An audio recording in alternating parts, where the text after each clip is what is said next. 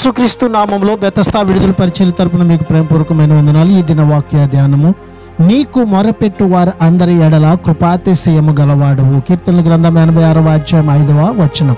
నమ్మకము ఉన్న ప్రార్థనకు ఆధారం దేవుని లక్షణాలు. దావీదు తాను లోపము లేని వారిని అని చెప్పుకోవడం లేదు. క్షమాపణ అవసరమైన విషయాలు తన బ్రతుకులో ఉంటాయని అతనికి తెలుసు. అయితే క్షమించడానికి దేవుడు ఎప్పుడు సిద్ధమే. ఆయనకు మొరపెట్టే వారందరి పట్ల గొప్ప ప్రేమను కనపరుస్తాడు. మరి మన పట్ల ఆయన ప్రేమ చూపడా? ఆయనకు ఏ భేదము లేదు. ఒక్క ప్రభువే అందరికి ప్రభు అయి ఉండి తనకు ప్రార్థన చేయవారి అందరి ఎడల కృప చూపుటకు ఐశ్వర్యవంతుడై ఉన్నాడు. ప్రార్థన.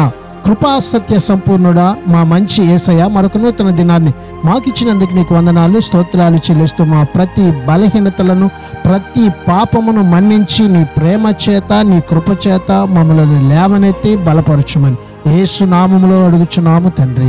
ఆమెన్.